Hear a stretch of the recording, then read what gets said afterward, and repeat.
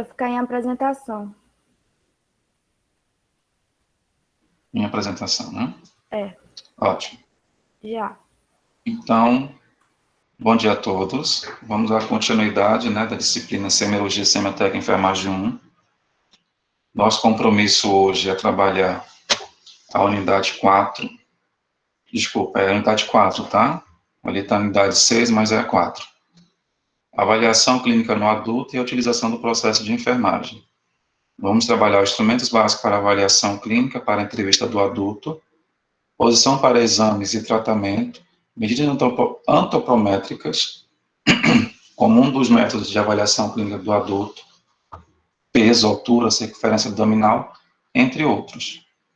Avaliação clínica do adulto geral e específica, no caso, a ectoscopia. Então, é um conteúdo introdutório, já a partir desse momento, para a questão de a gente adentrar sobre o exame físico, de uma forma geral ou específica. Aqui são algumas referências, e já recomendo, algumas vocês já têm disponível, como da Alba Lúcia, né, tem os Javas, né, o Guia de Exame Físico para a Enfermagem, a Potter tem a sua versão de 2005, 2013 e a mais atual. Tá? O Porto, da mesma forma, tem o de 2012, 2017 e 2019. O que eu destaquei em vermelho é o que tem disponível na biblioteca. E eu acredito que alguns materiais você já tem em PDF aí, que possa estar também utilizando. E o mais atual do Porto é o de 2019, que é a Semiologia Médica. Aí, somente para ilustrar aqui, através de imagens, os livros, né, o Potter aqui, oitava edição, né, adaptada à realidade brasileira. Isso é interessante porque muitos dos livros, eles têm uma realidade americana, e aí foge da nossa realidade, nosso contexto, nosso ambiente hospitalar, instituição de saúde, né, então ele foge. E aqui, só lembrando, a Alba Lúcia, a última, né, da terceira edição, Porto, e o mais atual do Porto, que é esse de Semiologia Médica. Eu acabei repetindo. Então, vamos lá. A avaliação clínica e técnica é o conteúdo na qual é o nosso objetivo. Mas a gente precisa definir o que é exame clínico. Exame clínico é nada mais que consiste em uma arte somada com a ciência da enfermagem. Vocês têm um percurso a ser caminhado dentro de um curso de graduação. No caso, a enfermagem, que demanda aí um tempo de 5 anos, para que você tenha todo um embasamento científico, né, que é uma ciência nessa formação, de todas as disciplinas, especificamente, para você se graduar e ser o enfermeiro. Né, o enfermeiro com conhecimento da ciência e das suas diversas disciplinas. Então, o objetivo do exame clínico é estabelecer uma linha de raciocínio sobre os problemas de saúde do cliente, identificar o problema e fazer o julgamento crítico, né? Ou clínico. Conhecer as bases de fisiopatologia, e aí eu preciso recordar um pouco a questão da fisiologia, e eu preciso também, muitas vezes, na doença, me atentar a estudar a fisiopatologia. E tratamento das principais alterações de saúde. Abordar os aspectos ético, humanístico, no cuidado ao cliente, comprovar os dados subjetivos obtidos durante a entrevista. E aí é importante eu diferenciar do que é dados objetivos e dados subjetivos. Os dados objetivos é aquele que o próprio examinador vai realizar. Então, ele pode fazer um exame físico e obter dados objetivos do paciente. E dado subjetivo é o que ele relata como informação, né? Seja numa entrevista que você vai estar realizando, então ele vai estar dando dados subjetivos.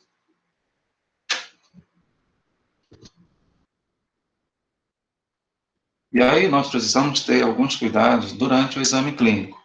Uma delas é a higienização das mãos. Ei, higienização das mãos, eu acredito que vocês fizeram vários vídeos aí, que postaram, somente só 2 até agora, fiquei curioso saber também os demais, mas eu acredito que vocês vão postar isso lá na plataforma, né? É até E sexta. você... Oi? Até sexta? Até sexta lá no grupo. Ah, ótimo. Eu tava para usar aquele vídeo que teve na outra matéria de higienização das mãos. Tava tão legal aquele vídeo. E aí vocês percebem que existem etapas a ser seguidas, né? Para a higienização das mãos. Não é chegar na pia, pegar o produto, utilizar nas mãos e pronto, sacudir e ir embora. Não. Existem umas etapas a ser seguidas. Existe um rigor científico, existe uma fundamentação científica para aquelas etapas. O porquê daquilo, não somente o fazer. Mas os cuidados durante o exame clínico, a primeira é a higienização das mãos. A segunda, muitas vezes, é aquecer. Se a gente vai utilizar as mãos, ou dispositivo, ou equipamento, devemos aquecer. Já pensou?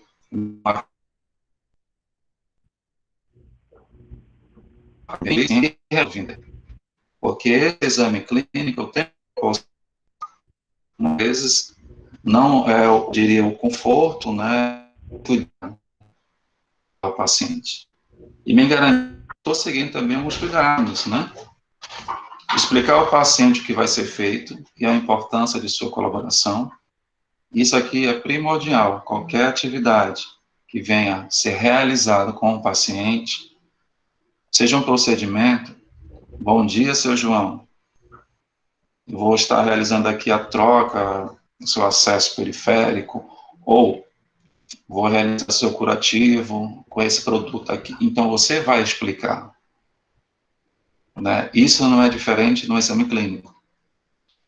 Ter cuidado de não expor o cliente por completo. Se você vai fazer um exame físico específico, não há necessidade de o paciente ficar totalmente exposto, porque você está fazendo específico. Você está examinando as mamas de uma senhora que está agora internada e que você precisa fazer esse exame físico, você não vai expor totalmente aquela paciente, e sim somente aquela área que você vai fazer o exame clínico. Manter postura profissional, evitando comportamentos e comentários que possam constranger o paciente. Eu me refiro a isso que muitas vezes vocês vão em dupla com o paciente. Eu estou me referindo lá na prática. Alguém está pedindo para entrar, só um minutinho.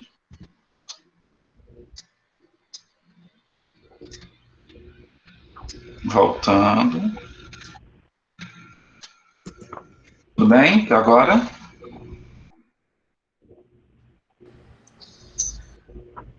Marlene, tudo bem até agora? Tem alguma pergunta aí?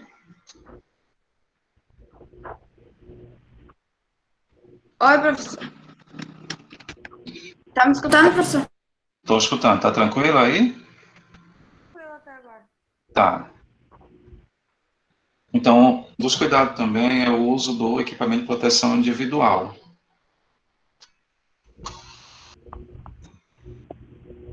E o material necessário? Aqui, eu fiz de uma forma geral. É claro que ele pode ser incluído outros materiais, mas de uma forma geral e mais utilizado, são esses, né? Luvas, é claro que se é o exame clínico, eu posso usar com luva ou sem luva, e aí muitas vezes é a luva de procedimento. Espátula descartável, lanterna, aquela que avalia as pupilas, né? Então é um exame específico, vou estar realizando, vou estar avaliando. Fita métrica, estetoscópio, esfigmonômetro, termômetro, né, digital, papel e caneta para que eu possa fazer as anotações necessárias nessa avaliação, relógio de pulso com leitura de minutos e segundos, algodão, balança antropométrica, são um dos materiais que eu posso utilizar. Eu não isento outros materiais, mas eu estou colocando aqui de uma forma geral. Método clínico. O método clínico ele vai se dividir em 5 tópicos principais. A primeira é a entrevista. A segunda é a inspeção. A terceira é a palpação e a quarta, a percussão e a última, a ausculta. A partir de agora, nós vamos trabalhar cada uma delas. Bom, os dados do paciente é necessário que o examinado e o examinador ocupem posições adequadas para que o exame e que seja feita a divisão de superfície corporal em regiões, posição do paciente e também a terminologia anatômica internacional, que é importante para a gente poder descrever ou observar aquela região. A partir de agora, nós vamos aprender um pouco sobre as posições, que tem como finalidade, muitas vezes, para fazer o exame físico, ou fazer um exame, ou realizar um procedimento, né, e outros.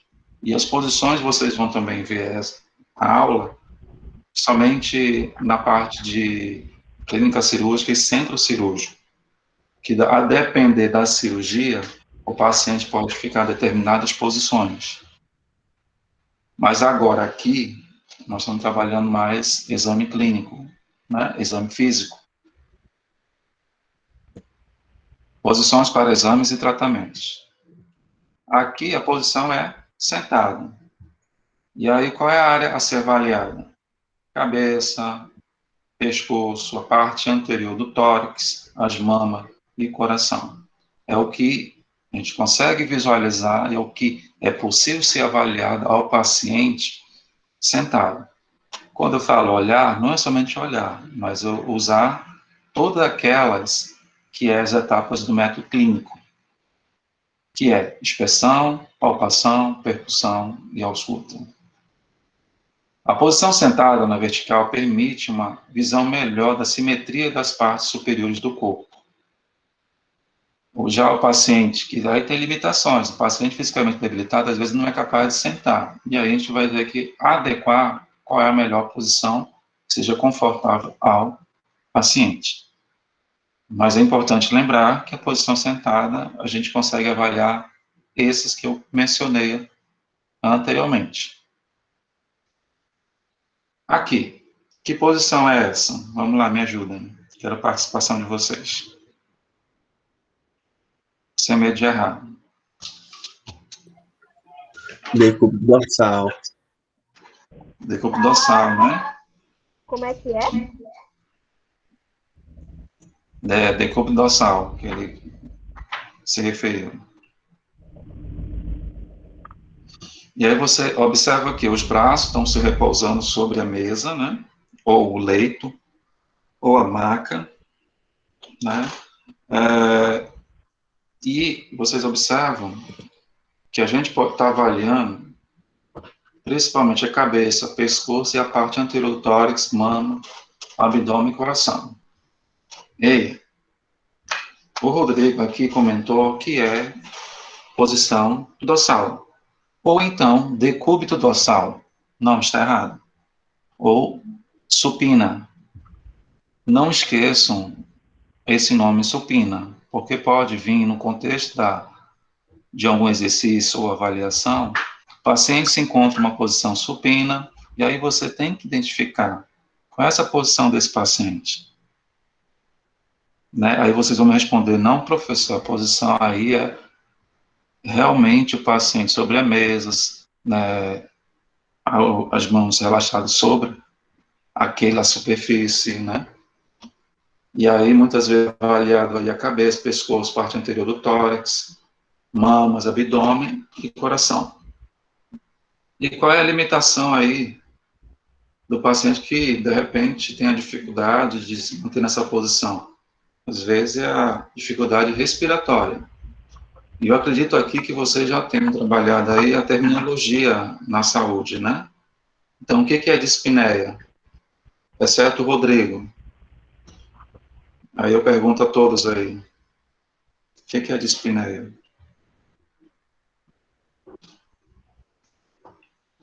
Isso é termo, né?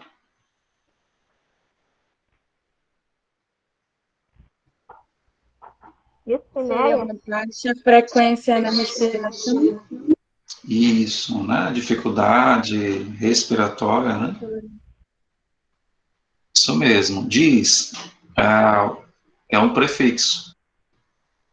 Diz, disfagia, dificuldade de deglutir, né? Dispneia, dificuldade respiratória. Eu estou dando dica, né, da terminologia. Então, o paciente que não consegue ficar nessa posição, ele pode ter algumas limitações, como dificuldade respiratória, né, com facilidade, e aí a gente mantém uma outra posição, que a gente vai conhecer mais à frente. Tudo bem até agora? Tudo certo. Vamos lá. Sim. E agora, que Certo. posição são essas? Me ajudem. Professor, se eu não me engano, essa primeira é ginecológica, não lembro outras nomenclaturas para ela. E a última é a que eles estão chamando de pronado. Mais alguém queira falar? Confio na palavra do Professor, não Rodrigo. Oi? Confio na palavra do Rodrigo. Tá, Nesse mas momento eu não que- vou. quem é a pessoa que está falando aí? Por favor. Eu. Tá, eu Ali. quem? Ah, tá. Ok. Pode falar, sem medo de... Vamos Eu lá? conheci essa na figura B como paciente decúbito ventral. Tá. Agora essa primeira não, Nunca vi, né? os livros que eu vi não, eu nunca vi, Nunca viu? não. Tá, então vamos lá. A primeira nós chamamos de posição litotomia, né, que é a exposição máxima da genitália.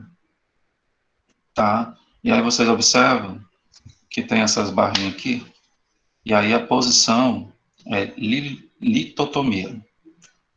Essa posição aqui, ou ela é prona ou ventral.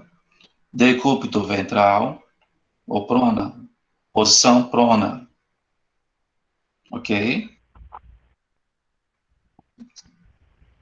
E aqui a posição lateral, que a gente vai diferenciar, né? Se é direita, se é esquerda. Muitas vezes a posição aqui vai ajudar a identificar, muitas vezes a ausculta, na da identificação de sopros. Principalmente, aí eu digo, não só principalmente, mas especificamente ao exame físico cardiológico, né? Na ausculta indireta do coração, posicionando o paciente em decúbito lateral esquerdo e fazendo uma posição do diafragma, do estetoscópio, naquela posição, naquele foco, para que a gente possa identificar se há presença de sopro. Tá? Não se preocupem, porque a gente vai ter aula ainda de exame físico específico. Mas aqui nós estamos trabalhando mais em relação à posição. E agora? Eu estou colocando para vocês, até porque vocês tenham uma ideia e possam me descrever um pouco, né? E a gente dinamizar um pouco a aula. Na posição aqui, nessa primeira, vocês acreditam que seja que posição é essa? Eu não faço a mínima ideia. Eu já vi alguma literatura, mas eu não lembro o nome. Essa posição aqui, a gente realiza alguns procedimentos, principalmente a que nós chamamos de lavagem intestinal, tá? E essa aqui, a segunda, aonde o paciente pode estar sobre o tórax, a superfície, né? E aí há o que? A abdução aqui dos membros e há uma exposição aqui nessa área. Mais alguém queira falar? Não? Ótimo. A primeira seria a posição sinis e a segunda aqui, a genipeitoral.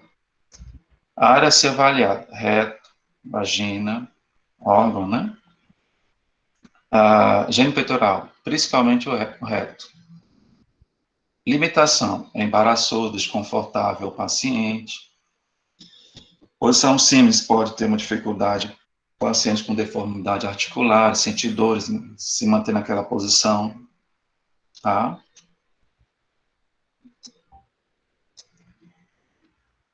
Posição Fowler, posição Trendelenburgo e a posição ortostática. Se eu pedisse agora a vocês, fiquem em pé aí, é a posição ortostática. Tudo bem até agora? Tudo certo. Ótimo. Tudo certo, professor. E aqui, somente para ilustrar, tem a posição Krask, ou posição de canivete. O professor fica nessa posição, sim. E como eu falei anteriormente, as posições servem para exame, tratamento, procedimento, e aí eu coloco cirurgia, e aí muitas vezes na mesa cirúrgica, nós posicionamos o paciente para aquela determinada região que vai submeter à cirurgia. Aqui, apenas para ilustrar, nos livros de fundamentos você não vai encontrar, vou encontrar em livros de centro cirúrgico, clínica cirúrgica, até pode encontrar, de fato, mas os que que são as referências de vocês aí, dessa aula, não tem essa posição, que é mais para ilustrar, tá bom? Vamos lá, me ajudar aqui a identificar as posições? A primeira, a pessoa que ainda não falou aí a Marlene pode ter um controle comigo. Então, fala. Quem Não, falou? fala. Letícia, que seja. Letícia, ótimo. Certo. E qual é a outra palavra que a gente pode utilizar também? Supino. Isso. E a segunda imagem? Qual é essa posição? É a lateral, decúbito. Lateral. Lateral.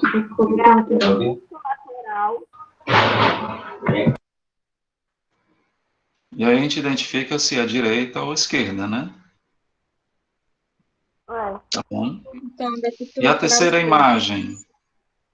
E a terceira imagem? Ventral. Prono. Prono.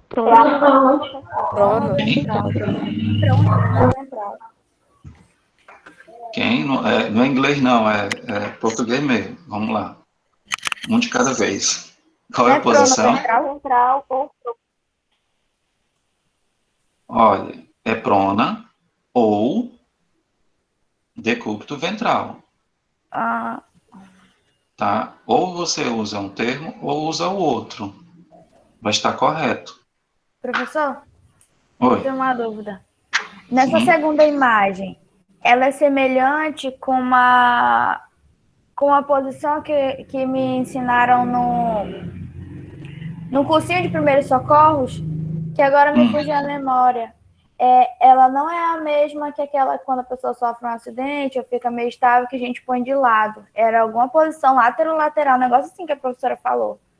Mas só que a perna de baixo também ficava meio encolhida. Né? Sim. É diferente a posição, é parecida. Pois é, ela fica. A perna fica encolhida. Fica flexionada, né? Sim. Isso. Qual é o nome, professor? Olha, a posição aí é lateral. Mesmo que esteja flexionada, ela é lateral. A diferença das posições que eu estou explicando aqui para vocês têm que se atentar, é a posição de Siemens. Lembra aqui? Essa posição de Siemens? Que é uma flexão do quadril, do joelho, e aumenta a exposição da área fetal, ou seja, inclina mais para trás, e vocês estão percebendo que estão lateral, mas está flexionado aqui, ó. A diferença A diferença dessa para que a gente aprendeu no curso é que essa daí, uma perna fica esticada e a outra fica flexionada. Na do curso, as duas pernas, se eu não me engano, ficam flexionadas. Somente uma. A mesma Só que de tá o cima, braço, né? ó. Só que Não, a de baixo. só que a parte do peito não fica virada para o chão, ela fica literalmente na lateral. É, ele Então, fica de um lateral. Isso. Tá, eu não estou sabendo identificar qual é a situação na emergência que tem que se posicionar o paciente nessa posição, tá? Eu só não estou conseguindo identificar. Uhum. Mas é interessante que vocês tragam a experiência que vocês têm mesmo. Tá? Então aqui nós resolvemos. Vamos continuar. Trabalhamos agora sobre posições do paciente. E agora a gente vai entrar na questão da terminologia anatômica internacional. A terminologia, ele vai servir para nos ajudar a identificação, né? Tórax anterior, tórax posterior, lateral direito. Ei, que linha imaginária eu posso colocar aqui e posso dar o nome nessa linha? Eu posso fazer uma linha imaginária, já está dizendo, é imaginário. Eu posso traçar uma linha aqui. Ao traçar essa linha, eu posso falar linha external, certo? Na clavícula, linha da clavícula, certo? E posso fazer uma linha imaginária e dividir aqui. Mesma coisa tórax posterior, fazer uma linha imaginária. Opa, voltando.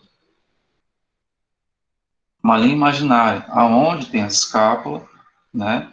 E aí eu posso colocar infraescapular, supraescapular, inframamária, supramamária, infraclavicular, supra, infra baixo, supra acima. E aqui lateral, linha axilar anterior e posterior. Professor, mas tudo isso precisamos ter um conhecimento. E tudo que, até o momento, de disciplinas que vocês já cursaram, que chegaram a essa disciplina, vocês precisam resgatar a anatomia, a fisiologia, né? Principalmente ao exame físico, sim, essas duas disciplinas. Mas eu não digo somente elas, não, tem as outras também, que é necessário nesse momento, tá? E aqui, eu tenho uma linha imaginária, que eu posso também dividir o abdômen. Ei, parece o jogo da velha, é jogo da velha, é isso, né? A gente coloca aquele X, X, X, aí marca assim. Alguém me ajuda aí? Isso. É isso mesmo, professor. E a gente pode estar fazendo essas linhas imaginárias e dividindo o abdômen e dando nome. Porque naquela região que foi examinada, avaliada, é que realmente foi afetada, o paciente referiu dor, ou sentiu, ou na ausculta, eu escutei algo, ou apresenta uma lesão, é a forma de identificar aquela região. professor, Nossa. é aí que vai entrar a questão do quadrante superior direito, quadrante inferior, essas coisas? Tá. Nesse caso aqui, ele está dividindo em 9 segmentos. Ei, gente, é tudo imaginário, isso aqui não vai estar no abdômen, não. Não, sim, Tá? sim, mas seria o termo, no caso. É que eu estou perguntando porque eu ouvi numa aula dessas falando assim, você identifica, por exemplo, do abdômen, o quadrante superior direito, algo assim do tipo, entendeu? Eu Sim. queria saber Não estou dizendo que está errado, eu só estou dizendo aqui que são 9 segmentos, mas pode dividir o abdômen em 4 segmentos. Eu tá. posso realizar uma linha imaginária aqui e na linha do abdômen fazer um mais. E aí eu coloco quadrante superior, que lado é esse aqui? Me ajudem. É direito ou esquerdo? É o esquerdo. Opa. É o Não, direito. direito, no caso. Direito. Ok. É o lado do paciente. Tá. E aí seria o quê? Quadrante superior direito. Já o outro seria quadrante superior esquerdo. Quadrante inferior esquerdo. Quadrante inferior direito. Na que a Maline colocou aí, dividindo em 4. Né? Sinal da cruz, usando sempre a linha imaginária da região umbilical, fazer os quadrantes. Nesse caso aqui, nós colocamos em 9 segmentos, onde o 2 é o hipocôndrio, desculpa, o 1 é o hipocôndrio direito, e o 3 é o hipocôndrio esquerdo, o flanco direito e esquerdo, fossíliaco direito e esquerdo, E eu tá? também, professor. Hipogástrico, epigástrico, mesogástrico. Mesogástrico. E aí nós temos as definições nesses 9 segmentos.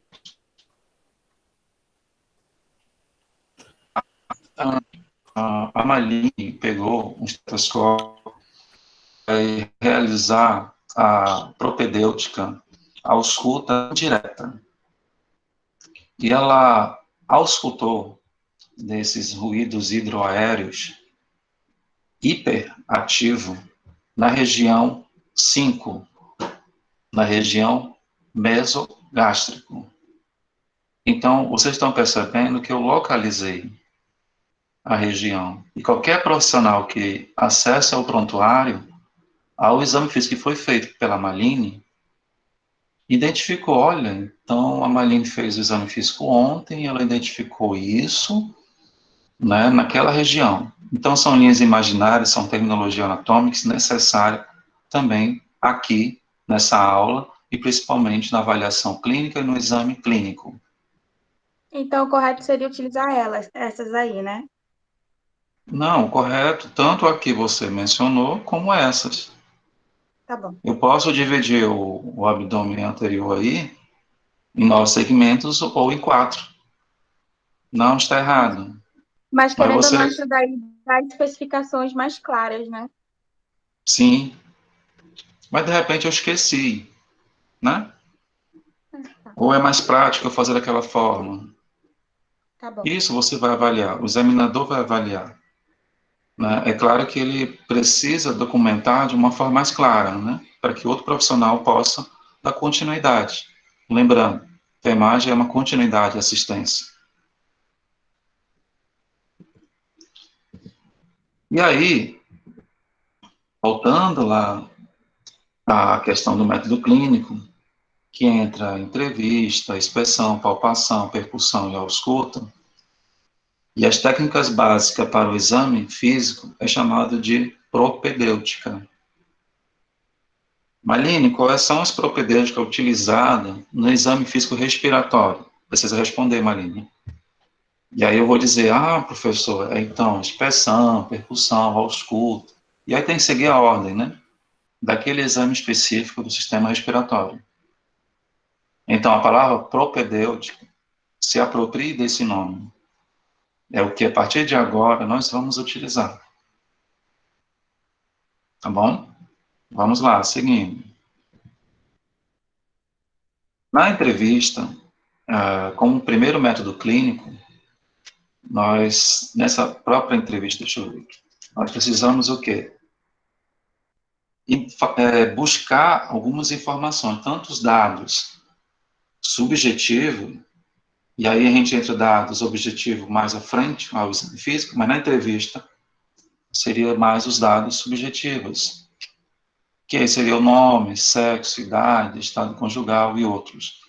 Queixa principal, qual foi o motivo a qual esse paciente ou esse cliente procurou o atendimento, ou que agora está internado, histórico da doença, antecedentes pessoais e familiares. Algumas instituições hospitalares têm até padronizado no roteiro de entrevista. Opa, a SAI, sim, histórico de enfermagem, realmente, aquele é o momento de entrevista. Aquilo faz parte do método clínico. Aquele momento que muitas vezes o profissional de enfermagem vai estar com o paciente levantando dados de informação necessária para que ele possa desempenhar principalmente a assistência de enfermagem a esse paciente. Então, são algumas informações que na entrevista a gente vai coletar. E eu trago aqui algumas estratégias básicas de comunicação. Inicialmente, você deve se apresentar. Rodrigo vai com o paciente. Primeiro ele dá bom dia, né? Faz o cumprimento inicial, ou boa tarde, ou boa noite. Se identifica, que aí é importante se identificar. Olha, bom dia, sou João. Eu me chamo Rodrigo, sou acadêmico de enfermagem do 4º período, da UFAM aqui de Coari, porque nós estamos no Hospital Regional de Coari, estou simulando uma situação. E aí eu preciso coletar algumas informações necessárias sobre a sua noite, como é que o senhor tem passado. Então, você já inicia tendo uma abordagem mais específica do que você realmente quer coletar. Mas vocês percebem que necessita a apresentação. O silêncio, professor, eu sou muito acostumado a falar mais do que ouvir. Só que nesse momento a gente vai precisar o quê? Ouvir mais. Então, às vezes o silêncio ele é necessário, né? Deixar que o outro fale, se expresse, né? Relate a sua situação, a internação, a sua história, enfim, são estratégias básicas de comunicação. Transmissão de aceitação. Sim, são gestos, né? Às vezes eu estou aqui olhando para vocês, né? Estou simulando, tá, pessoal? Vocês estão acompanhando aí? Oi? Sim. Tá bom. Então, você faz uma transmissão de aceitação do que o paciente está te relatando. Fazer algumas perguntas relacionadas. Você pode, durante essa entrevista, né, onde você vai ouvir mais do paciente, fazer algumas perguntas direcionadas. Tá, seu João, me diga, e o que aconteceu com a sua perna? Já é uma pergunta direcionada. Parafrase. E aí a parafrase, muitas vezes, ao término que você percebe, já que explorou bastante esse contato com o paciente, vamos ver se eu entendi o que o senhor se referiu. O senhor me falou que sua perna foi devido a um acidente que aconteceu em casa. Ele vai te confirmar. Então, é como você revisasse, né, e é uma estratégia de comunicação. Esclarecimento. Diga que parte da sua costa está doendo. Observação afirmativa. Você vai observar o paciente. Confronto. Às vezes o paciente está ansioso lá, ele está com medo, ele está pensando em algo, ele te relata tudo, mas ele não relata o que ele realmente está se comportando. Então, muitas vezes você vai confronto, né? Você me parece que está ansioso. Há alguma situação? Então você entra. E aqui é uma forma, eu diria, alguns pontos elencados que a gente pode utilizar nessa estratégia durante a entrevista de comunicação. E a última dando um retorno, aquele feedback, né? Aquele voltando, resumindo, o senhor me relatou isso, isso, isso. Com essas informações da entrevista, né, e outras que vão surgir, claro, mas aqui eu elenco as principais que a gente precisa ter nesse momento. Tudo bem até agora? Tudo sim. Tudo sim, professor. Ok.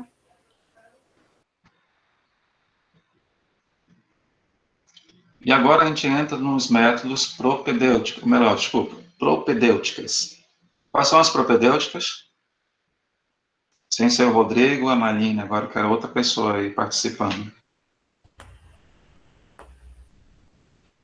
Não põe nada nesse bolso. Só ligar o áudio aí.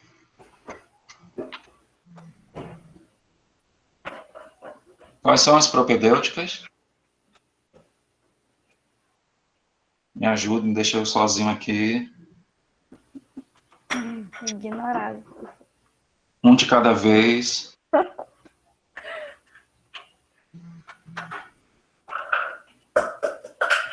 Palpação. Ninguém. Né? Inspeção. Isso, o que mais? Quem tá falando? Inspeção, É a Maíline. Quem falou? Não, quem falou foi a Gonçalves, pela de Gonçalves. Não, ela Ah, falou então, percussão. Falei inspeção, palpação. Ah, tá. É percussão. palpação, cursão, Não, que eu tô não. escuta e entrevista. Alguém tá me escutando? tô escutando, Tô. quem fala? Estamos falando sim. Ah, tá. Eu achei que eu tava falando sozinha, porque a minha internet é muito... Bom Ei, dia. sim? Tá, então vamos lá. Não confundem. Método clínico são 5, né? Entrevista e as propedêuticas. Estou perguntando as propedêuticas, são 4. Qual é? Inspeção, Palpação, percussão, ausculta, inspeção. Só 4. Não, acabou. São 4. Ok.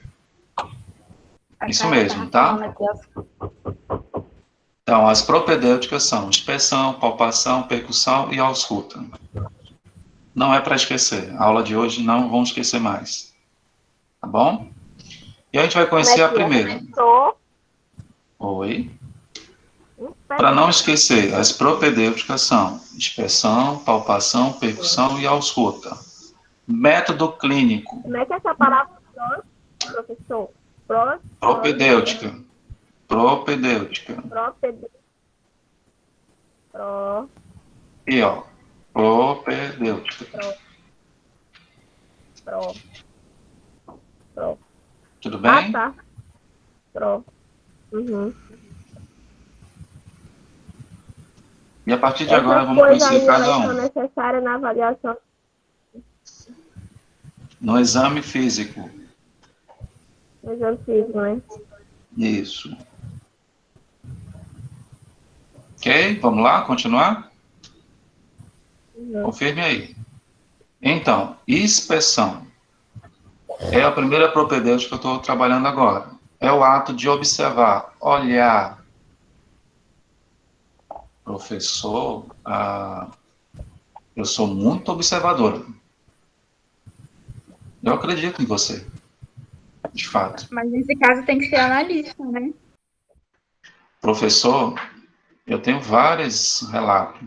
Por exemplo, tem o meu marido, que quando a gente sai e uma pessoa chama a atenção, eu consigo identificar a roupa, a pele, o brinco que ela está utilizando, o relógio que ela utilizou. Mas o meu marido tem uma dificuldade tremenda, que ele não consegue identificar nada. Ele não consegue lembrar, ou melhor, ele não viu. Pode ser passou agora. A certeza que eu tenho é que ele viu, mas ele prefere viver. Tá, eu estou colocando aqui um exemplo só para a gente distrair um pouco. Mas eu quero dizer para vocês que a inspeção é o ato de observar. Então, você pode observar o paciente e tentar avaliar algumas características. Tamanho, forma, posição. Ei, que posição o paciente se encontra aqui nessa imagem? Decúbito dorsal.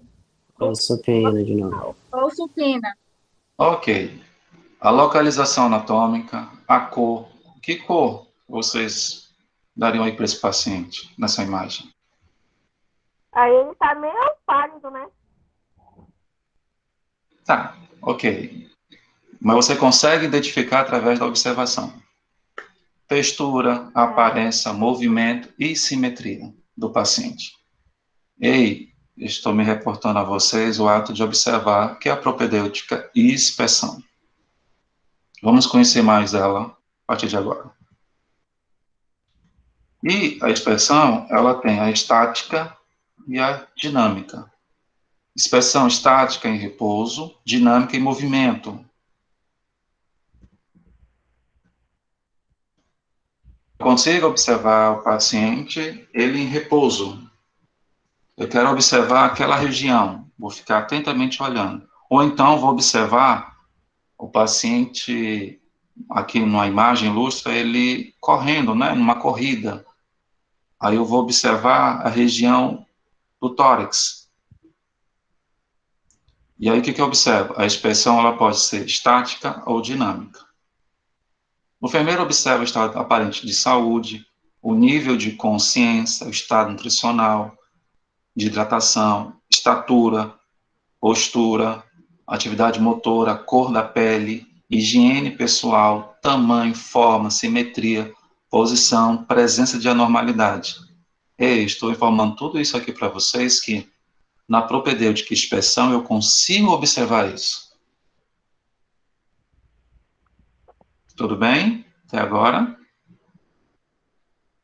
Tudo certo. Vamos lá, certo. seguindo. O que a gente observa aqui nas imagens? Claro, esse chamou atenção, né? A discrepância na altura dele. Ok, estatura, né? Então, na expressão, a gente observa. Normolíneo, longilíneo ou brevilíneo. Eu vou escrever isso, né, lá no documento, no histórico, né, nessa observação que eu avaliei o paciente. Eu não estou avaliando. E agora? Estado nutricional. O que eu posso avaliar? Um saudável e um outro mais debilitado, mas o debilitado pode ser por conta da idade.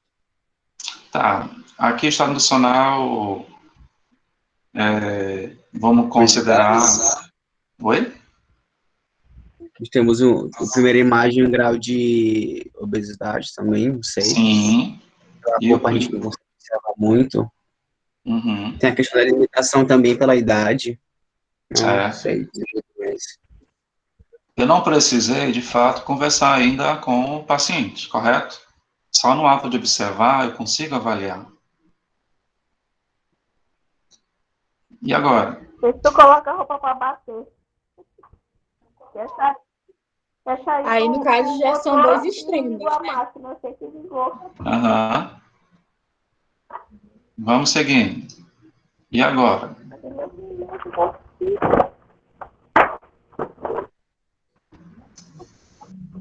A gente pode dizer que há uma higiene pessoal satisfatória daquele paciente que a qual está sendo avaliado. A gente pode descrever isso, né? Você visitou o paciente pela manhã, percebeu que ele passou 2 dias, que ele não vai para o banho de aspersão, banho de chuveiro, né? Então, ele não está indo. Então, opa, o que aconteceu? Ele está com odor aqui característico, né? E na minha observação, eu observei isso. Ok? Alguém quer falar alguma coisa?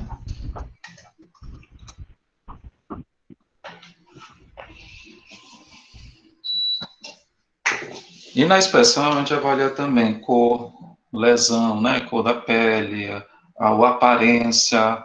Aqui você observa a primeira imagem, um paciente com icterícia, né? A segunda imagem com uma lesão na face, né? Então, aí você vai dar a característica dessa inspeção que você está observando. E é importante que a inspeção, além do ato de observar, ele vai ser somado também com o olfato, né? Então, o sentido do olfato, não somente a observação, mas o olfato também. Então, ao se aproximar, não precisa falar ainda com o paciente, ele observou, né, o odor, e aí confirmou, das vezes, o que ele está observando.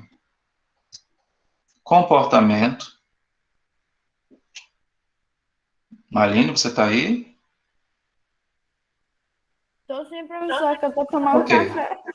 Ah, tá, porque ficou silêncio. Tá bom.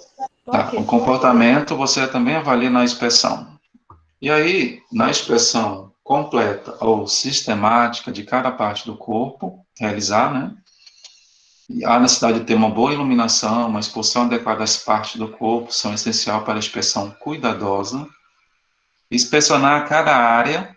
Ei, se é um braço que você inspecionou, observou, observe o outro também.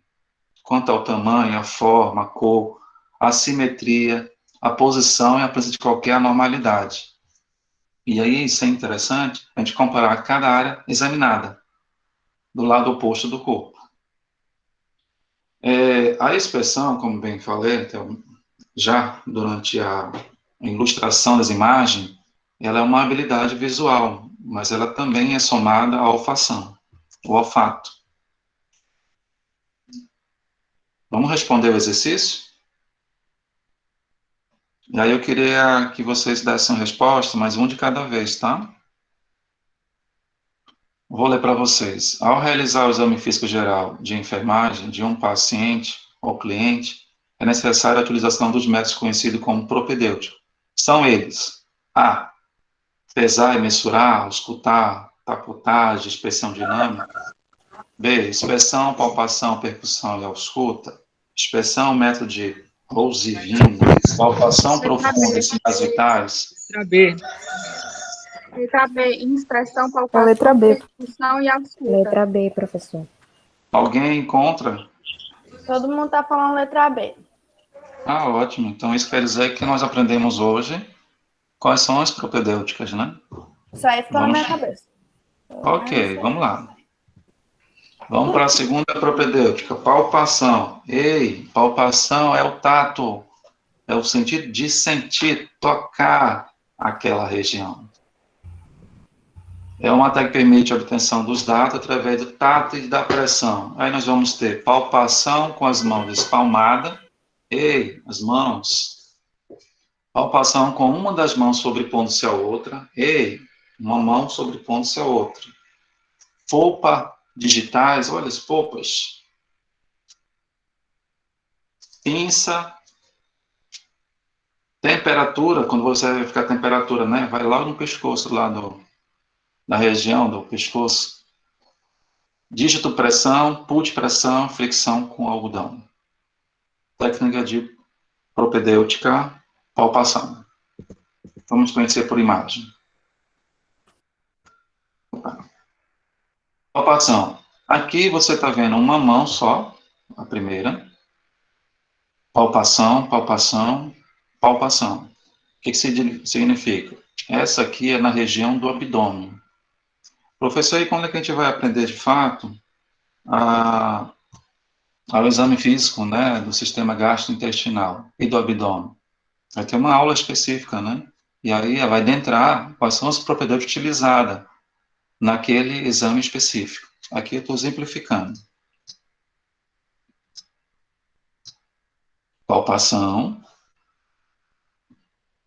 Aqui o paciente pode respirar, você está observando, desculpa, que o examinador está utilizando a palma das mãos sobre aquela região que está sendo avaliada e está fazendo uma comparação de simetria. Se de repente você expira e aí vai um e o outro não vai, opa, não está com a mesma simetria de um lado com o outro. O pulmão existe direito e esquerdo, correto? Então, eu peço para o paciente respirar. Um lado está sendo comprimido, no caso. Sim, não está acompanhando. Então, na palpação, eu consigo também identificar isso. E é um método propedêutico. Polpas digitais. Ei, que é, professor? Não, eu só estou chamando atenção. Beleza. As polpas digitais, naquela região, da região aqui, do tórax, né, clavícula. Então, vai palpar.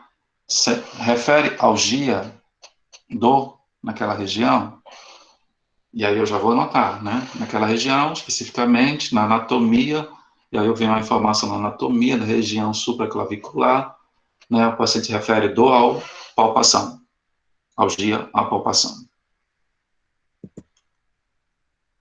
Temperatura, né? Aqui, mais para ilustrar. A área do corpo ser examinada, e vem a pele, órgão, tireoide, ossos, músculo, todos eles, né, utilizando a palpação. É claro que vocês vão agora, a partir de agora, que essa aula é uma introdutória, né, para os exames físicos específicos, a professora Tânia amanhã já vai entrar o exame físico da pele, e aí vocês vão recordar algumas propedêuticas utilizado aí na avaliação, né, desse sistema. Semiotécnica, opa, pode perguntar. Eu fiquei curiosa para saber como é que era aquele com algodão, eu pensava que você ia mostrar. Algodão é simular, daquela região, a sensibilidade, né? Às vezes, sensibilidade ao toque, claro, pede para o paciente vedar os olhos, então veda uma região, e aí faz o teste. E ali eu tentei mostrar as técnicas utilizadas na palpação. A partir de agora para frente, vocês vão ver em cada sistema, né, como é examinado. Aqui eu faço a apresentação introdutória, mas eu faço de uma forma geral. Bom, na palpação, eu preciso ter alguns cuidados. Usar diferente parte da mão para avaliar a característica. Deve certificar que o paciente esteja relaxado, em posição confortável, para evitar a tensão muscular, que pode influenciar nos achados da palpação. Fazer o paciente respirar lentamente e profundamente para aumentar o relaxamento muscular. Realizar a palpação para qualquer área sensível, por último. Sim, professor, que é. Já que eu não tenho aluno na sala, eu simulo o aluno.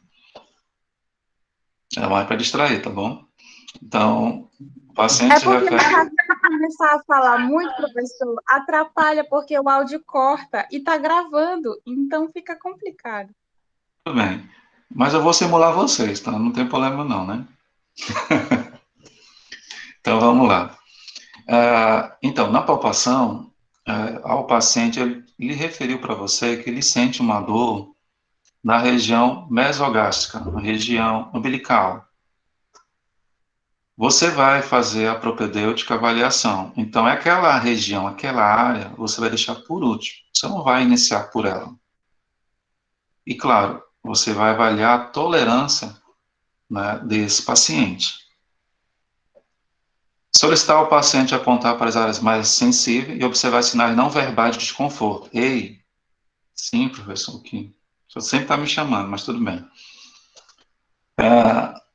Se naquela região que você avaliou, e eu estou dando um exemplo do abdômen, você palpou, né, ao toque, e aí você observou que o paciente fez algum gesto.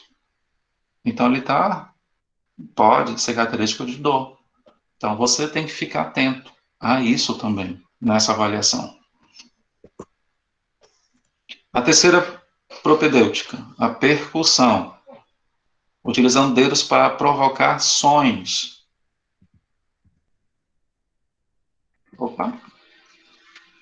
Refere-se a vibrações originais através de pequenos golpes realizados em determinada superfície do organismo. Percussão direta. Eu posso usar das mãos, né, principalmente aqui, e fazer. Percussão direta. Percussão dígito-digital. Vou ver se eu consigo fazer isso. Dígito-digital. Punho percussão, percussão borda e percussão piparote. Percussão dígito-digital, naquela região. Professor, e todo exame físico eu vou usar essa palpação? Não. Você vai ter aula dos exames específicos. Lá na região, principalmente do sistema respiratório, posso usar percussão digital? Sim. Do abdômen, eu vou ter essa aula, então eu vou saber se eu posso utilizar ou não. Lembrando que eu estou falando aqui de uma forma geral. Eu estou dizendo para vocês que das propedêuticas de percussão existem essas aqui. Elas vão se dividir aí nos exames físicos específicos. Nem todas elas vão ser utilizadas naquele exame específico.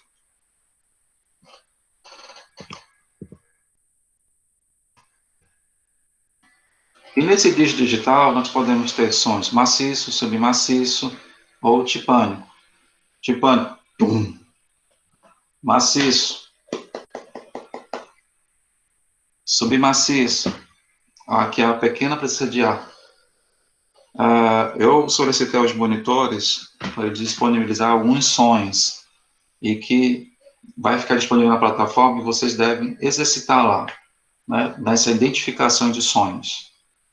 Né? São sons anormais.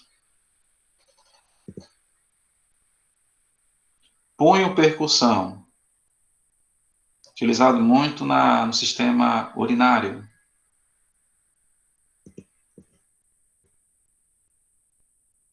Borda da mão. A percussão piparote, confirmar se o paciente está com ascite, como de líquido na região do abdômen. É uma técnica, existem etapas a ser seguidas. Vocês vão aprender lá no sistema gastrointestinal.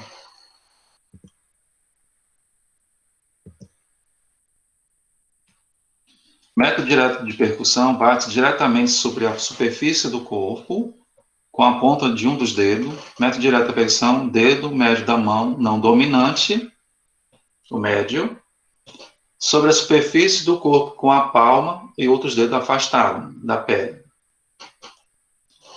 E aí deve-se aplicar a mesma força em cada área, para fazer uma comparação precisa em sons produzidos. Um hemicorpo com o outro, ou seja, eu estou aqui avaliando a região torácica, respiratória, e aí eu fiz a percussão desse lado direito. Eu tenho que fazer também do lado esquerdo. Ei, eu estou percutindo para produzir sons. E aqueles sons vai me identificar algo, se está normal ou anormal. Agora me ajudem aí a responder. Com relação à imagem 1 e 2, a técnica utilizada na percussão é dígito digital, punho e borda percussão, percussão direta e borda, nenhuma das respostas. Dígito digital e punho e percussão, qual é? Ela é usada a B, punho e borda de percussão. Punho, né? Punho fechado. Uhum. Punho e percussão. E a outra é o quê? Essa região, né? Borda. Então, seria a alternativa B. Todos concordam? Alguém contra? Concordo. Concordo? Já ia Então, vamos falar. lá, Silvia. Quem ia falar? A Marlene, quando a Letícia falou, a Letícia está atenta? Ótimo. Vamos lá. A ausculta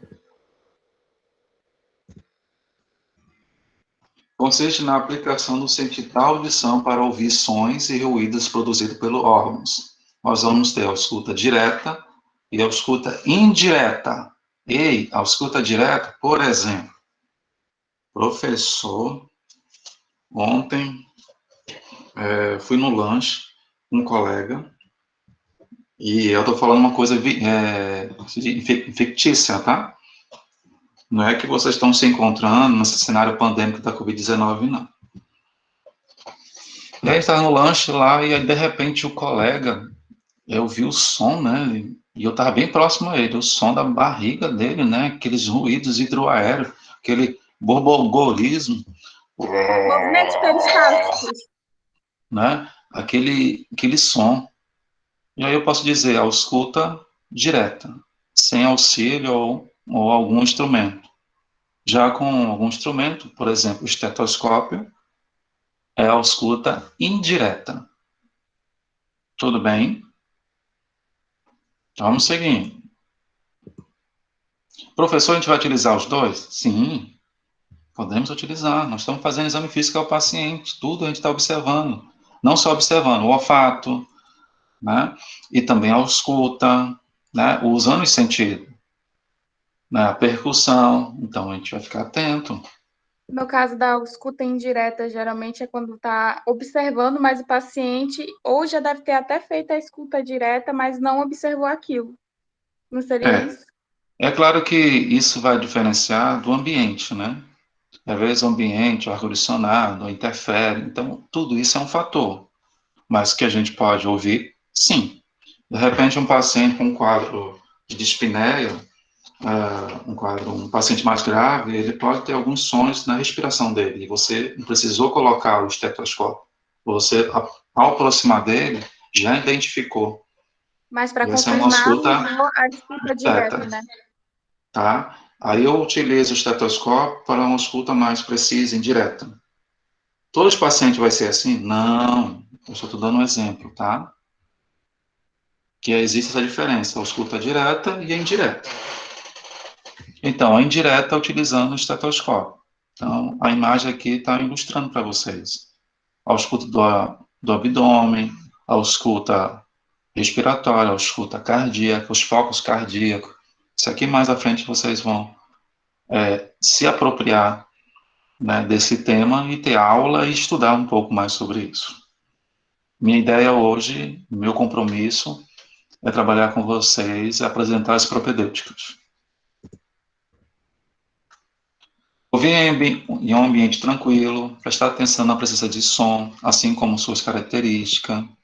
Sempre colocar o estetoscópio sobre a pele nua, não sobre a camisa ou a vestimenta do paciente. Vou escutar aqui o paciente. Você pede licença, explica o que você vai fazer de fato, né? Vai ter aquele momento apropriado, se organize, se planeje para realizar o exame físico. E é sempre interessante colocar o estetoscópio sobre a pele nua, porque o movimento da respiração pode dar interferência na escuta, e você está, de repente, anotar algo que é uma interferência da roupa, na respiração do paciente. Utilizar o símbolo do estetoscópio para sons graves, como os sons cardíacos e vasculares, tá? Eu estou falando, o estetoscópio tem o diafragma e tem a câmpula. Eu estou me referindo aqui à câmpula.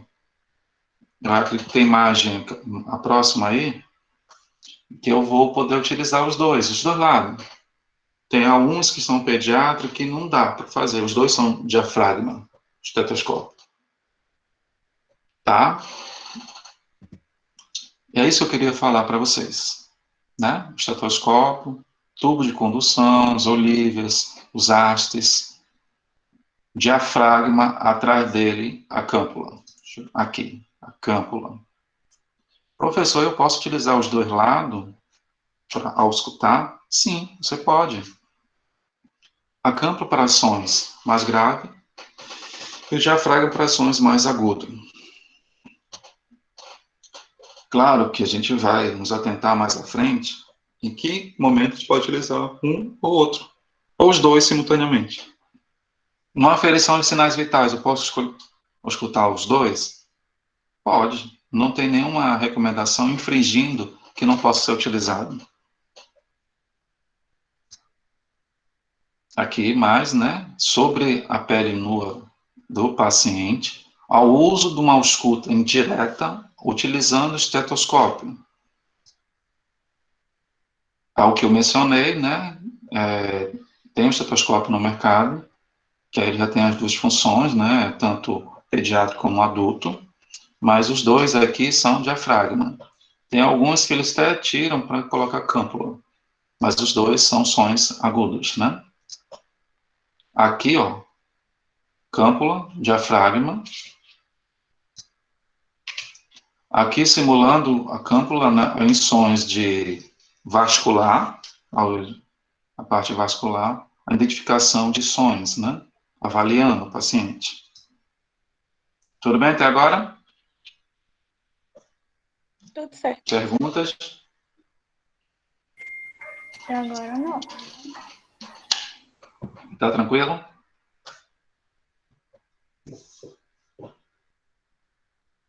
Ok. Nós trabalhamos posições dos pacientes, né? Trabalhamos a questão do método clínico, entrevista, inspeção, palpação, percussão e ausculta. As propedêuticas, inspeção, palpação, percussão e ausculta. E agora a gente vai trabalhar medidas antropométricas. Nós vamos atentar a questão da altura, peso e circunferência. Para a estatura E a posição adequada para a gente aferir na estatura de um paciente, a gente pode colocar a posição ortostática. Posição ereto, né? Em pé, né? Na balança, às vezes na parede, nas escolas, né? Quando a equipe de saúde ia nas escolas para aferir, né? Ou então a própria escola já oferecia um serviço para as crianças, fazer uma marca, uma fita métrica para colocar. Mas dentro do ambiente hospitalar, é recomendado que tenha uma balança antropométrica. Caso eu não tenha uma digital, eu falo referendo ao peso, mas a altura, né? Então, deve ter, e no Hospital Regional de Piauí tem uma balança antropométrica. Claro, nós temos que ter alguns cuidados com essa balança. Mas a nossa ideia é verificar as medidas antropométricas. E uma delas é a estatura. Medidas precisas de 5 pontos anatômicos: calcanhares, panturrilha, glúteo, escápula e ombro. Nesse caso, a gente não vai adentrar, porque de repente é um paciente acamado ou um paciente debilitado que não consegue ir, ou melhor, a enfermagem não consegue levar ele até a balança, ou então a balança ir até o paciente, por exemplo, e ele não consegue ficar em pé, numa posição ortostática, diria, confortavelmente, a gente pode estimar essa altura do paciente. É claro que você pode fazer pergunta ao paciente, perguntando qual é a sua estatura, altura, ou você pode estimar essa altura.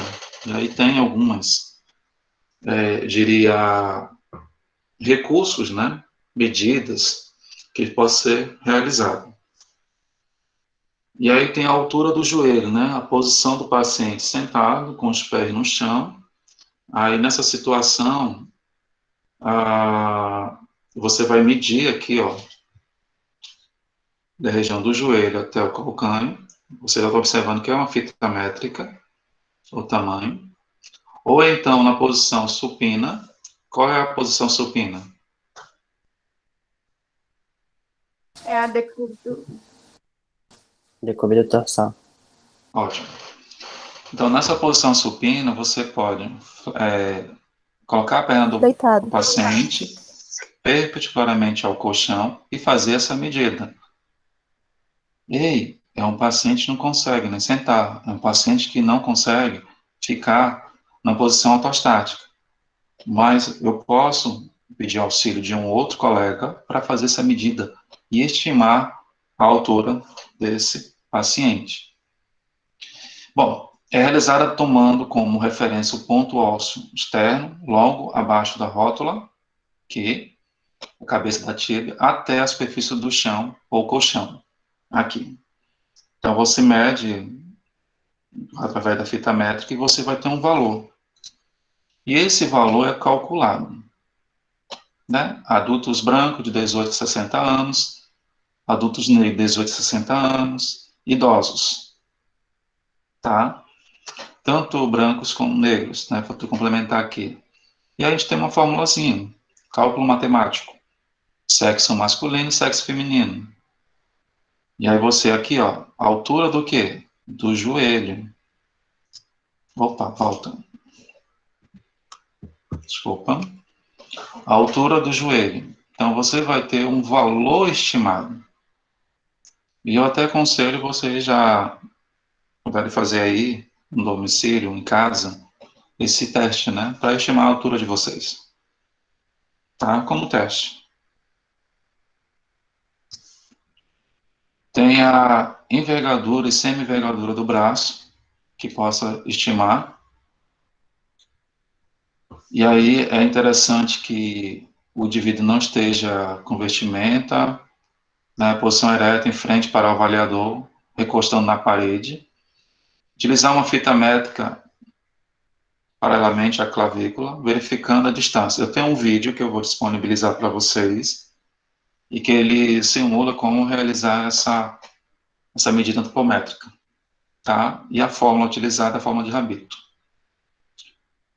Então, entre a dedo, né, principalmente do meio, digital até a região da, eu diria, falange distal, até o ponto do médio do externo, tá? Envergadura. E aqui a fórmula. Recomendo o uso de fórmula para estimar a altura em adultos e idosos hospitalizados usando a medida da semi-envergadura. Então, para estimar a altura, eu usei esses dois, correto? A altura do joelho e a envergadura. E aí tem fórmula, que vai me estimar a altura possível daquele paciente, que eu não consigo verificar as medidas antropométricas numa balança antropométrica, na posição ortostática, levar para o paciente. Pela debilidade desse paciente, né, não poder sentar, né, ou então ele está acamado, enfim, a gente pode usar esses recursos. Enquanto ao peso, melhorar o estado nutricional, utilizando como marcador indireto da massa proteica e reserva de energia. Utiliza essa balança mecânica, do tipo plataforma ou digital, pode ser uma das duas. E é sempre estar calibrada a balança, né, e aí o uso adequado. A leitura do peso é realizada com o avaliador à frente da balança e à esquerda do paciente. E aqui eu demonstro, ilustro através de imagem, essa aqui é a mais comum no ambiente hospitalar, apesar que aqui no laboratório de enfermagem do Quari, nós temos esse tipo de balança, né, já é digital, tá? E essa aqui é mais comum, boa parte das pessoas tem no domicílio ou não, né? Mas é comum encontrar no domicílio, tá? Digital. Tudo bem até agora? Tudo certo. Tudo. Ótimo. A circunferência abdominal, ou circunferência da cintura abdominal, tá? Tirando o diagnóstico de obesidade abdominal, reflete o conteúdo de gordura visceral, esse é o objetivo. Determina com uma fita métrica, posicionar o ponto entre a última costela e a crista ilíaca, sem fazer pressão, em plano horizontal. O indivíduo com ICC muito aumentado tem um maior risco cardiovascular. Também tem um vídeo que eu vou disponibilizar para vocês, e vocês devem assistir, de como fazer essa circunferência da cintura. Mas, assim, baixo da costela, na região ali, então não é tão difícil fazer essa fita. E recomendo vocês, se vocês tiverem fita métrica, pode estar fazendo também aí no domicílio. E aqui uns parâmetros que devemos utilizar. Normal, menor que 94 centímetros. Maior, risco cardiovascular. Muito aumentada, né, isso difere masculino para feminino. Tudo bem até agora? Sim, professor. Tudo. Tem alguma coisa no chat? Não, professor. Nada? Não. Está gostando da aula? Só tô ficando com dor de Eu tô, cabeça. só que no caso, a maioria dos procedimentos seria interessante serem apresentados no laboratório. Então, eu estava batendo na minha perna aqui como que faz os procedimentos, porque é interessante, querendo ou não. Olha, em relação ao laboratório, nós vamos utilizar, né? A gente vai, sim, fazer essas práticas lá. Queria até era dentro da sala. Então, ao agora é o conteúdo teórico. E aí, não que vocês não vão rever novamente lá na prática. Precisa resgatar isso. E a gente vai realmente fazer. Seja um paciente que vocês... E aí, a gente está torcendo que a gente vá para a parte presencial lá no ambiente hospitalar. No cuidado, a gente pode fazer essa avaliação para estimar a altura do paciente, né, esses cálculos, essas fórmulas, a gente pode sim utilizar. Aquele que não tem condição de verificar, né, principalmente sua altura. Isso vai nos ajudar também para a avaliação da índice de massa corpórea. Não vou apresentar isso, porque não é um conteúdo agora para essa aula. Mas são coisas que a gente pode fazer mais à frente aí. Tá? Então, o que vocês vão ver a partir de agora, até o exame físico, são tudo teoria. Que no calendário normal, nas aulas normais, a gente sempre estaria associando. Dava esse primeiro momento teórico e à tarde seria a prática. Não, isso eu entendo que é por isso que eu estou falando. É porque hoje seria, por exemplo, a teórica, na outra já seria a prática, então. Isso. Complica E aí, um o que eu estou aconselhando assim, tentam fazer em casa, né? O que eu expliquei, claro.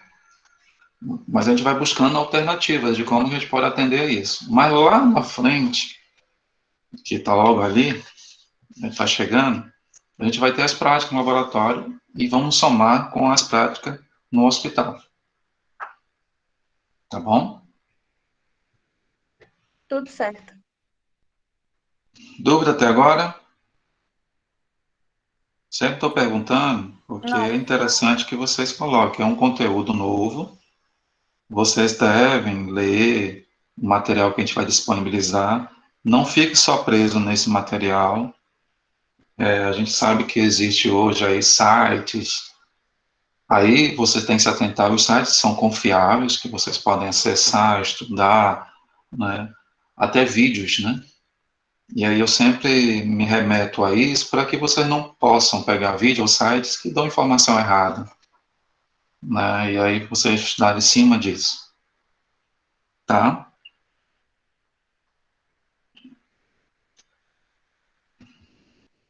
Mais alguém? Mais uma água?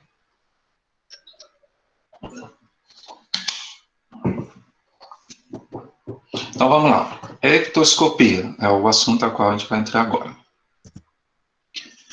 É o estudo do indivíduo como um todo, cobrindo um estado geral de saúde das características críticas mais evidentes, uma visão global do paciente. Ei, sim, professor. A ectoscopia é aquele olhar que você olha para o paciente e começa a descrever ele. Bom, eu estou olhando o paciente ali, ele está em posição sentada, ele está sem oxigênio terapia, sem catéter de oxigênio. Aí ele está com acesso periférico, está com dispositivo intravenoso. Professor, aquela posição dele está sentada, mas é a posição Fowler. Professor, esse paciente está um pouco apático, né? Uma aparência mais para branco. Professor, eu estou observando ele, mas a respiração dele não está alterada, não. Mas ele está com oxigênio, né? Ok. Professor, aquele paciente, eu estou observando que ele tem uma lesão na face do rosto. Professor, aquele paciente, ele tem o cabelo hidratado, né? Dá para a gente observar daqui. O que eu estou dizendo para vocês? Eu estou fazendo uma inspeção geral. E aí, quando eu faço na prática com os alunos, eu peço assim, a gente não precisa entrar na enfermaria. A gente olha de longe aquele paciente que está internado. Descreva ele para mim. Faça uma descrição bem resumida desse paciente, sem ter o contato ainda com esse paciente. Tá? Então, os pontos principais nessa ectoscopia, que é uma avaliação global do paciente, é a aparência física, é a estrutura corporal, é a mobilidade, é o comportamento. Às vezes eu não preciso estar ali para olhar um aluno dentro de sala de aula para ver como ele está se comportando. Né? E aí o professor sente muita falta isso, o presencial, porque o próprio aluno ele se entrega num comportamento dele. Se ele está compreendendo o conteúdo da aula ou não. Ou ele aparece uma cara assim, acho que entendi nada dessa aula. É o Então a gente famoso consegue, ele consegue identificar, tá? Eu estou dando exemplos, tá? Então, ectoscopia, visão global do paciente. Aqui eu posso observar a idade, né? Poxa, a idade que ela tem não refere à pessoa que está ali. Ela tem até menos idade do que ela realmente está se referindo. A gente consegue, na observação, o sexo é masculino, feminino, O nível de consciência, está falando, está consciente, está orientado. Ó, orientado no tempo e espaço não tem como, né? Mas assim, eu observando, está consciente. A coloração da pele, não precisei ir lá, eu estou observando, está aqui. Né? A ictoscopia, aquele retrato do paciente. Né? O que você está observando, aquela avaliação global. As características faciais, permanece simétrica, né? Tem uma face de hipotiroidismo, hipertiroidismo, leolino, né? Essa face é diferente, né? Aquele olhar daquele paciente. A gente vai definir, muitas vezes, as características faciais. E a gente consegue nessa observação. A estrutura, a altura, situa-se na faixa normal para a idade. A idade tem uma relação direta com a estatura, o estado nutricional, o peso, né? A ictoscopia, a assimetria, né? O que vocês observam aqui? Há uma simetria entre os ombros ou não? São aparentemente igual ou é diferente? Um para cima, o outro para baixo. A postura, né? Coloca aqui a foto, cifose, escaliose, né? Que postura, né? Que ele se encontra. A posição, mobilidade, né? E aí, já na parte, diria, de movimento, a marcha, o andar, aquele paciente, a amplitude dos movimentos e o comportamento, expressão facial, o humor e afeto. Você está falando com o paciente. Como é que isso passou durante essas 24 horas, seu João? Vamos retomar o nome João, porque que eu utilizei inicialmente. Seu João, olha, eu dormi bem. E aí você observa muitas vezes na expressão da fala, né? Nesse caso, eu estou tendo uma abordagem com o paciente. E a expressão geral, a ideia da ectoscopia é que eu mais observe do que realmente eu ainda tenha um contato aí mais próximo, ou abordagem do contato aí com o paciente. Mas eu posso sim utilizar, e a fala, ela faz parte também. Se há articulação clara, inteligível, a própria vestiária, higiene pessoal. Então, são isso da ectoscopia, mas a ideia hoje que eu quero que vocês tenham, que a ectoscopia é uma expressão geral. E é isso para essa aula de hoje. Tudo bem? Tudo certo.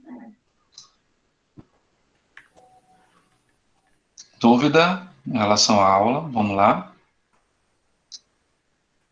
Tá claro? Ficou bem claro. O livro que vocês vão estar utilizando é a Alba Lúcia. Eu recomendo que vocês utilizem ela. O Porto, tá? Se for de adquirir algum livro, né, que vai ser de grande utilidade agora, para esse período até o final do curso, tem a Potter, né, de Fundamentos de Enfermagem, que vocês podem adquirir, né, mas isso fica a critério, tá? Eu não sei como está funcionando a questão da biblioteca, né? Eu acho que vocês devem entrar em contato aí com o bibliotecário, se tiver o contato, eu não sei como é que está. Porque alguns livros vocês conseguem, através de acesso, né, da própria UFAM, por e-book.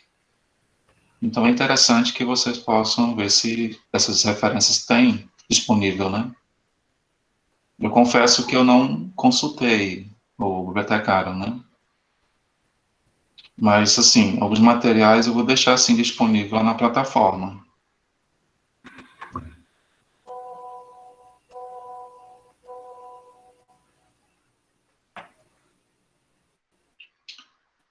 Então, vamos lá. Eu vou tirar aqui agora a gravação, dou por encerrada essa aula, mas não saia ninguém, por favor.